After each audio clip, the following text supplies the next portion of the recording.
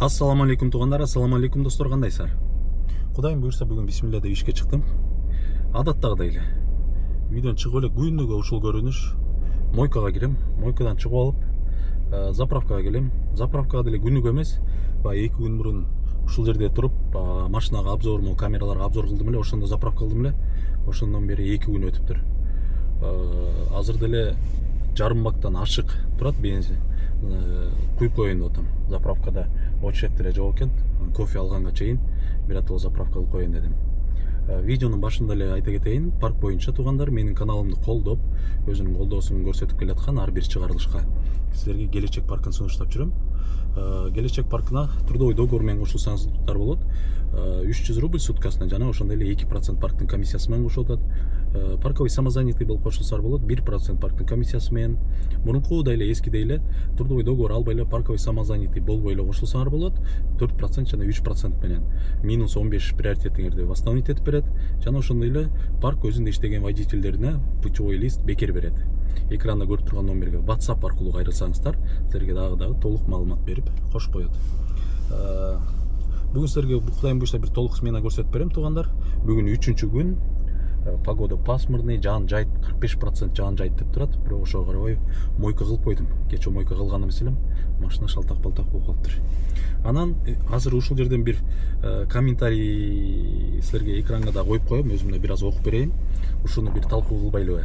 Видеонун жүрүшүндө ушуга дагы бир кененирээк жооп берейин. Силер эмне дейсиңер ушул жөнүндө айта кеткиле. Бир катталуучум мынтип жазыптыр. Мен дайым видеодон эле көрүп, өтө жөнөкөй жакшы бала деп көрөт болчумун. Живой өтө катык экенсиңер. Таанып калып, учурашып алыпмын. Колун сунгусу келбейт. Анчалык катыштын кереги жок. Видеодон өтө коо сүйлөп, жөнөкөй көрүнүшкө аракет кылат окшойсуң дейт. Бул ким жазганын даже мен билем. Анан силердин оюңар кандай? Ушул жөнүндө айта кеткиле. Видеонун жүрүшүндө мен ушуга толук кандуу жооп берем туугандар. Ким жазды дегенде, муну мага келип күнүгө эле адамдар учураша бербейт да. Анчалык деле знаменитый, анчалык деле таанымал адам эмесмин. Анан азыр салам алейкум, брат, полный. Анан өткөндө бир Шереметьево барып калдым эле. Ошо эртең менен болуш керек эле. Сменаны бүтөйүн деп аткам, ал эле чарчап турган маал болуш керек эле. Ошо толук эсимде жок. Кафе бар го, тамактана турчу жер, биринчи парковкада. Ошол жерге кирип калсам, бир бала турган экен. Мени карап мындай тааныганын байкадым. Анан мындай учурашайын деп учурашты. Мен да учураштым. Анан көз караштары адам билинет го, мындай аябай бир сынап карап, ушинтип бир нерсе десемби деп дей албай ушинтип турган байкагам да. Анан өзүм да мындай ойлоп койдум эле, ушу бир нерсеге наразы болуп калдыбы, эмне болду депчи. Анан ошол эле жазды да, башка эми мен деле күнүгө учураша бербейм, адамдар менен күнүгө келип менен учураша бербейт. Кээде болуп калат ушундай. YouTube'дан көрүп жүрөбүз, кандайсың Мирбек депчи. Анан учурашкандардын баарын эле мындай эсте калат да. Анан азыр видеонун жүрүшүндө дагы өзүм ушуга мындай толук кандуу жооп берем туугандар. Ошол заправка кылып чыгайын, анан жумушту.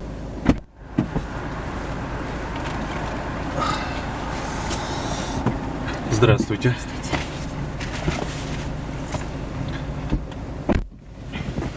Нижегородская, да? Смена эле. 34 минута. Нижегородская болобу или Нижегородская болобу? Ушул вообще непонятно. 1838 рубль. Следующий заказ берет эле. Отмена болу эле экен. Коэффициент менен 1.34 менен ушундай менен берди. Мындай эле барайын. Мен жактан доорлорду аралабай. Так. Жанагы комментарий боюнча. Биринчиден, ошол тууганым айтып кетким келет, эгер дагы отписка болуп кетип, мени блокко тыгып салып, мени көргүсү келбей калган болсо, көрүп аткан болсо, кечирип кой тууган. Эгер көңүлүңөн чыкпай калсам, эгер разочарование кылып койгон болсомчу, анан мындай бар да туугандар. Адамдын бир маанайы деген нерсе бар да. Ар кайсы моментте ар кандай болот да. Баарыңарда бар көйгөй, баарыңарда бар түйшүк, баарыңарда болуп аткан маселе менде да бар да. Ар кандай моментте ар кандай маанайда болуп каласың. бир моментте чарчап аткан болосуң, бир моментте бир нерсеге кыжалат болуп жүргөн болосуң, бир моментте бир нерсеге настроенияң жок болуп жүргөн болосуң. Анан могу камерада көрүп аткандай эле постоянно эле монтип жадырап чайнап, күлүп чайнап жүрбөйсүң да. Анан жасалмалуулук боюнча туугандар, негизи бир 5 адамдын алдына чыгып сүйлөсөң, ошого дагы бир даярданып, жасанып, кебете кешпириң түзөп, ооз багышыңды тазалап, жеп аткан нерсең болсо жутуп, шилекейиңди жутуп, тамагыңды кырып, анан сөз баштайсың. Оюңду толуктап, бир оюңду топтоп турупчу. Анан азбы, көппү, Кудайга шүгүр, жок дегенде ушу каждый видеомду бир плюс-минус бир 5000 тегерегинде адам көрөт да. Анан получается бир 5000 адамга сүйлөп чыгып атам. Анан мен дагы мындай кичине жасанып, кичине оюмду топтоп, тамагымды кырып, шилекейимди жутуп дегенде анан сөз баштайм да.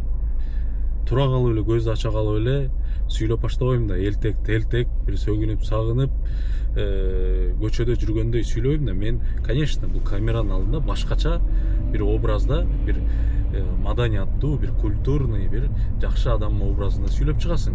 Анткени элдин алдына чыгып атасың, ар кандай эл көрөт. Карысы, жашы дегендейчи. Анан жашоодо, конечно, башкасың да. Жашоодо башкасың. Анан жасалмалуулук, эгер ушул жасалмалуулук болсо, анда ооба, жасалмалуулук ушундай.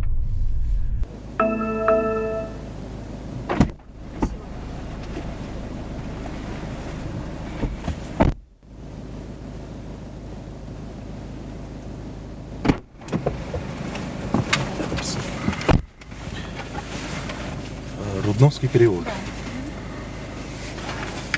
Рудновский переулок.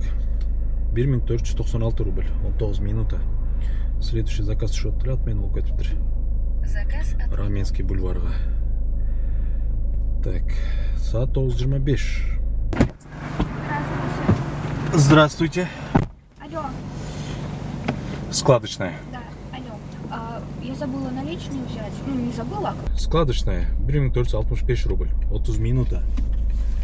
Следующий заказ түшүп атат. Отмена бул эле окшойт. Коюп туруп алайын. Кенен кесир токтоп алайын. Отмена бул эле экен. Детское кресло менен 135 кайф менен Сокольникиге барат. Всё. Готово. Нет, он мне не умеет. Ты что, конечно, умеет. Просто ему удобно. Мне удобнее, сильно удобно. Мам, проси меня что-нибудь покупать. Сокольнический вал, да? Да. Сокольнический вал. Сокольнический, да? 1619 рубль, 18 минута. Детский кресло менен, коэффициент менен нормальный. 6 километр беле, Так, 4 заказ кылдым, уже 4000ден ашык иштеп койдум.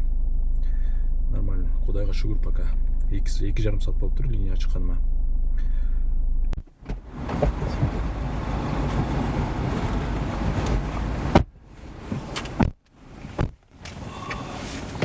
Яблочкова, да? Да. Яблочкова 21-ге келдим. 1261 рубль, 21 минута. Так. Жана комментарий боюнча, ошол сөз жыйынтыктап боюнча, видеодо жөнөкөй көрүнгөнү менен жашоодо эле катыган, мындай бала экенсиң деп атпайбы? Текебер экенсиң деген да сөздү угуп калам. Жөнөкөй эле болбойсуңбу депчи. Мындай да туугандар, адамда ар бир адамдын өзүнүн мүнөзү болот да, характеричи. Мисалга алсак, адамдар бар, бир көргөн адам менен эле ачылып, чачылып, жана бакылдап, шакылдап сүйлөшүп кетет го. Менки тескерисинче, мен ошо ачыла албайм да, мындай өзүм жашоодо мындай жабык адаммын. Мени туугандарым деле көрүп таң калат да, шок болот. Видеолорумду көрүпчү, сен ушундай сүйлөйт белең депчи. Жашоодо негизи көп сүйлөбөйм менчи. Баянтып, адамдар сөзгө тартса, сүйлөшүп, поддерживать этип сүйлөшө берем. А так өзүм басып барып, өзүм сөз баштап, мондай ачылып, чачылып анта албайм да. Анан адамды бир көрүп сындаган негизи туура эмес го дейм. Бул эгер ошентип вывод чыгара турган болсоңор, бул эң жашоодо эң чоң жаңылыштык го деп эсептейм да. Адамды билиш үчүн, адамды сынаш үчүн, сындаш үчүн убакыт керек да. Анан негизи эле эркек адамга сындагандагы жарашпайт го дейм. Бул аял кишиге таандык, аял кишинин касиети деп ойлойм да. Сынаганда, тем более мондай көз менен сынаганча, сөз менен сөзгө тартып, мындай сынап, баягы адамды байкап, кылган ишин карап, ошентип сынаса болот го дейм. Эгер сынай турган болсочу, сындаган вообще эле жарашпаган нерсе, болбой турган нерсе го дейм да. Сыноо менен сындоонун айырмасын мен ушундай түшүнөм да. Сынайт мындай жана сөзгө тартып, сындоо бул адамдын көзү жокто, адамдын өзү жокто аркасынан сүйлөгөн, бул сындоо деп эсептейм да. Ал негизи вообще эле туура эмес нерсе го дейм. Анан ошол айта турган нерсе баягы адамды мындай бир көрүп эле вывод чыгарган туура эмес го дейм. Таанышып жакындан, анан сөзгө тартып, ошентип, анан вывод чыгарыш керек го деп эсептейм да. Ошол туугандар. Ушу менен ошол комментарий жыйынтыктайлы. Дальше ишибизди уланталы, достор. Доброе утро. Здравствуйте. Спасибо, что быстро приехали. Из всех машин были самым быстрым. Спасибо. Башиловская, 23.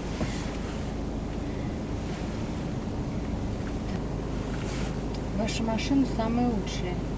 Спасибо. И быстро приезжают, всегда находят. В каком там месте стоишь, непонятно. Подарок какой-то.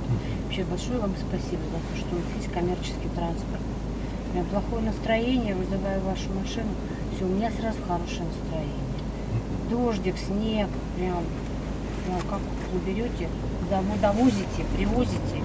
Ой, дай Бог вам здоровья, ребят, у вас такая хорошая работа. Вот для меня самое лучшее. Потому что я 12 часов стою на ногах, я парикмахером работаю. Для меня сесть в машину, это прям подарок. Так что вам прям... Так, я вам там все уже наставила, всякие там звездочки, всякие там мордочки. Меня дети научили. Спасибо. Сажусь, сразу там начинаю. Спасибо. Пожалуйста. Башиловская. 635 рубль. Кандай жакшы адам, Кандай сонун комментарийлерди айтып кетти, Баягы ыраазычылыгын билдирип, оценкасын коюп.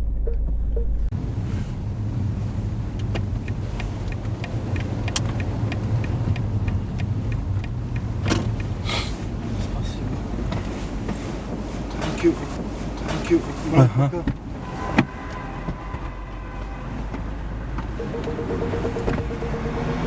Видите, как удобно остановил, да? Чуть назад встану, да, чтобы не перекрывать. Чуть-чуть сюда.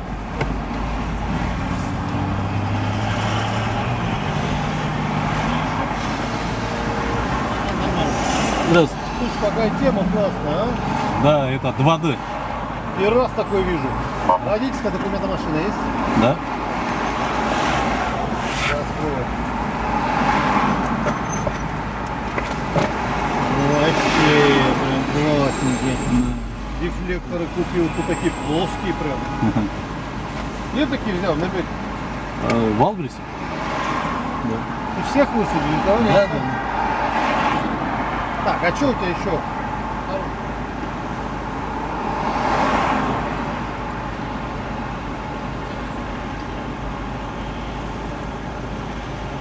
Фары, брат, зачем тонировать? Да. Теперь не видно тебя, ни поворотников, ничего не видно. Не знаю, вроде нормально видно было. Нет, вот.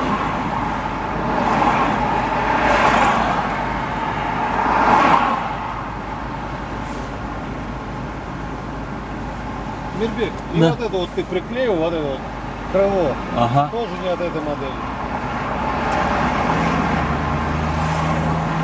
Это же Ну, не да, вроде. Competition, не К-спорт. Ага. Тут такого крыла с завода не идет. Ни вот того, ни вот этого. Это вся А так красота. нельзя, что ли? Нет. Кто любит красоту делать, Ага. можешь хоть там гребень вот такой поставить. Но тогда надо идти в ГАИ вначале в лабораторию, там экспертизу дают, что она не отлетит, она не мешает, она нормально будет держаться. И в ГАИ вот сюда особые отметки вносят изменения. Вписывают. Это два.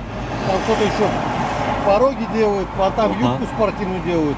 Если на этой модели это не предусмотрено, то так пока здесь нету, то это нарушение. Вот. Надо, чтобы вносились изменения компетентными органами. Раз такого нету, это штраф. Штраф 500 рублей раз. Потом предписание вам пишется об устранении этих нарушений.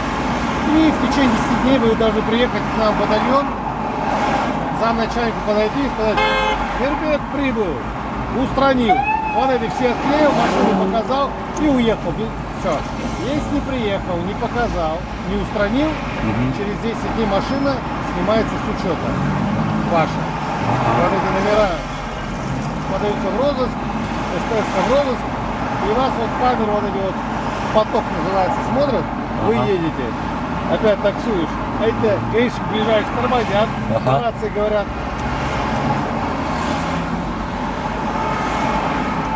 Те пишут еще раз штраф за то, что не устранил это, номера изымают и едешь без номеров. Вот на сутки. А потом уже начинают штраф решать. Но это вы первый, кто мне об этом рассказал. Я буду узнать. Наверное, до этого не останавливаешься, где-то ездишь в области. Не, здесь же в Москве. Гоняешь там, где гаишков нету. Не. Вокруг дома своего. Не, наоборот. Купил. Год уже, да, купил, 1,5. 6 месяцев назад. Не 6, в марте. Ездишь, а красоту повесил недавно, поэтому я никто еще не видел просто. Быстро там. И вот, как купил с марта месяца, с тех пор там сразу уже же начали. Привыкли к своей машине. Короче, Вербек, я пошел писать. Вот, машину надо будет показать потом. Понял? Может, на первый раз. На первый раз можно. Честно, первый раз. Можно на первый раз. Сам знаешь, что можно. Колым или как это там называется? Как это называется дома? Колым это у девчонок, по-моему, колым. Приданное. Приданное, да. Ну нахуй, я же не девчонка. Тут по-другому называют. Пара? Может какой-нибудь. Как это называется? Пара? Ну, типа того. Сейчас подойдут, давай. Что нам придумывал, показывай. Простите, пожалуйста, просто у меня вот нечего предложить, у меня нету налички. Начинается опять. Серьезно вам говорю. Ребят, ты с утра уже работаешь. Ну, работа у меня вот безналичная и все. Да? Наличка нет. Просто... Это задняя у тебя включена? Это? Да, задняя вот на патроннике стоит. Пока не сдвинусь, не отключится. Вот так можно прикольно. отключить. Ну, пойдем багажник покажешь.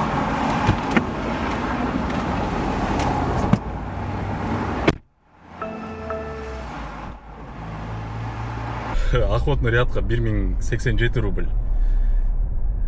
Так, видео регистратордан кандай көрүндү билбейм. Бул камераны коеюн десем тиги карап туруп алды да, еще сүйлөшкөнгө дагы камерадан уже штраф жазам деп баштамак да, камераны көрүп алыпчы. Уктуңар болуш керек. Угулду угулган жокпу билбейм. Азыр видео регистратордан видеону көчүрүп карайм. Могу менде машинада жанагындай немелер бар го, аркасында жана спойлерлерчи. Ошолор болбойт дейт. Кечөө күнү эле Шереметьеводон тоже бир коллеганын немесин көрүп алып, БМВсын. Анда немелер, юбкалар турат экен да, жана порогторчу. Ошол айтып аткан да, жакшы экен, сонун экен десем, каяктагы сонун билем, гаилер тасканы чыгарды депчи. Болбойт экен бул, чтоб муну болтуруш үчүн СТСке жаздырыш керек экен депчи. Анан бул ГАИ азыр ошого сайылды да. Анан бияктан азыр видео регистратордан көрүнбөй билбейм, нагло эле акча сурады. Биринчи жолу эми сенден угуп аттым. Мен действительно биринчи жолу уктум. ГАИ биринчи жолу ушуга сайылды да. Кечирип кой биринчи жолу десем, кечириш үчүн пара бер деп, кадимкидей эле эмне деп айтат деп. Неметти, акча бер депчи. Анан бирок мен берген жокмун. Тоже видео регистратордан көрүнбөй билбейм, айттым ачык, акчам жок депчи. Акчам бар болчу эми. Баягы неме деп айтайын дедим, я не хочу тебя оскорбить депчи. Мен азыр сага берсем 1000 рубль берем.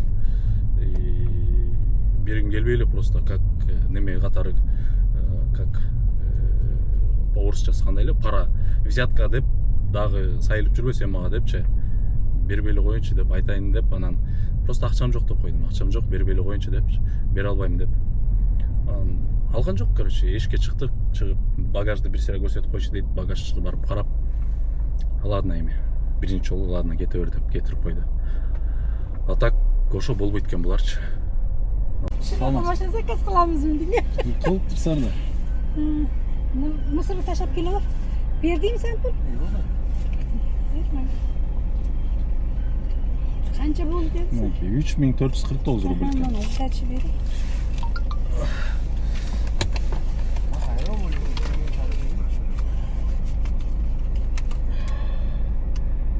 Qudrat kutmayla, hozir pul yo'q.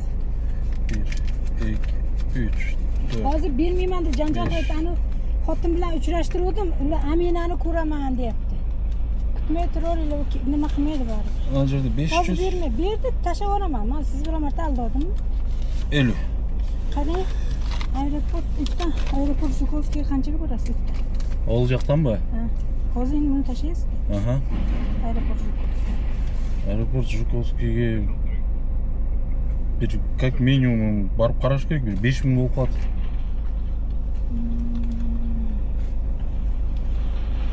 Сал арзаныраак эмесми? Даже 5000 арзан айттым, а так барбайм мен аэропорт Жуковскийге. Неге? Ал жакка баргандан кайтып келе албайм я. Пустой келесиң да, алыс да аэропорт Жуковский. Hozir bana 2 zakaz bo'ladi. Аэропорт Жуковский лучше башкача кылсачы мен барбайм. Хорошо. Аха. А бул жак ким тозуп алат? Telefon Берип кой. Nima tursa 2 soatdan beri bermay. 8900.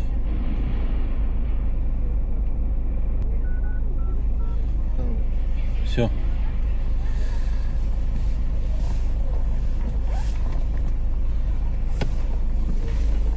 Так, кеттик.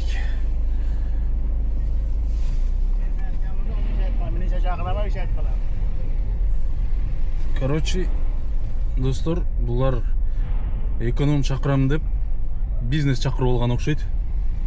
2000 рубльбы деп 2000 рубль берген тат, азыр баштайынчы поездканы деп, поездканы баштайсам 3500 рубль дейт. 3449 рубль. Шок го. Ошо байкабай билбей чакырып алды да. Эч ким барбайт. Жүктөрүн эле квартирадан көчүп атыптыр. Жүктөрүн жанагындай пакеттерин, казан аяктарын салды. Лобняга барат. Лобняга канча километр, канча саат дейт. 35 километр 51 минутада.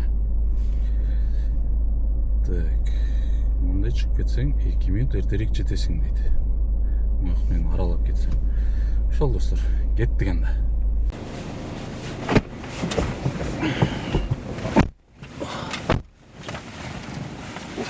Шереметьево терминал Б. Да.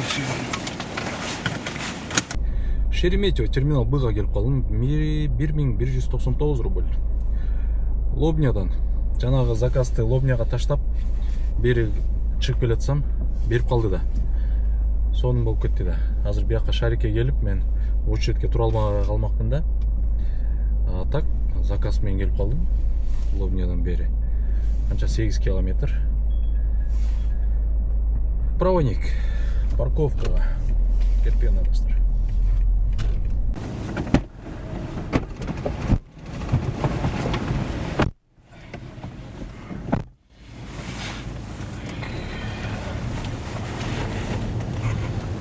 Первая улица, машиностроения, да? Да. Дубровкага келдим. 4590 рубль Шереметьеводан. Ох, 509 рубль платная дорога дейт. Короче, эртең менен үйдөн туруп тамактанам деп отуп, жылаңач баатыр боло коюп, балкон ачылып турган да. Анан салкын аба уруп аткан. Майкачан отуруп тамактандым эле, ошондо эле ол жериме жел тургузуп алыптырмын. Далыма, ийниме. Өлі кыймылдатпай уже жаман кыжалат кылып атат. Ё-моё. Кадимкидей азыр. Молар багажын араң алып чыгып бердим койгула. Монтип кыймылдай албай атам уже. Кыскасы айтканда, короче, үйгө кетейин деп атам. Ушинтип эле неме болдум окшойт смена тартып жүрүп эле бир күнү баш ооруйт, бир күнү бияк ооруйт, бир күнү тияк ооруйт деп атсаңар керек. Нормально иштебейт го деп. Бирок үйгө чейин 19 километр 39 мүнөт экен. Домой, самой эчтике жакпай эле кетем. План чыкты. План неме кылып койгом. 10 миңден өйдө иштесем болду, Кудайга шүгүр депчи. Даже 15.500 рубльга иштеп коюп турмун. Безналичный 11.200, 11 миң деп коюнчу. Где-то 101 демке рубль баланс бар болчу. И наличными жана 3,5 миң алгам болду. Ошого Кудайга шүгүр бүгүнкү жетет. Ушу менен үйгө кетейин достор. Бүгүнкү видео ушу менен жыйынтыкталды. Анча-мынча кээде сүйлөп койсом, көбүрөөк сүйлөп койсом, өзүнчө эле акылдуу болор экен деп калып атат. Эмне дейм эми? Баягы азыр средний возраст эркектердики 70 жаш болуп атыптыр да, плюс-минусчу. Мен 36-да экенмин. Уже жарым жыл жашоомду жашап коюп турмун да.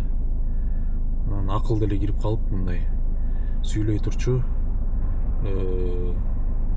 керек болсо бирөөгө акыл айта турчу деле возрастка келип калыптырбыз убакытка. Кээде сүйлөп коюп турсам, жаман көрбөй туура түшүнүп койгула. Жаман нерсе деле сүйлөп ойлодум го дейм. Мындай ушу таксинин тегерегинде эле ушундай эле темалардан сүйлөп атат окшойм. Акылдуу сөздөрдөн деле сүйлөп элемин. Бир физиканы, химияны, же болбосо бир дүйнөдөгү бир климатты, бир акылдуу нерселерди айтпай эле ушу таксинин тегерегинде эле нерселерди айтып берип атам да достор. Ошол достор, кийинки видеодон көрүшкөнгө чейин андай.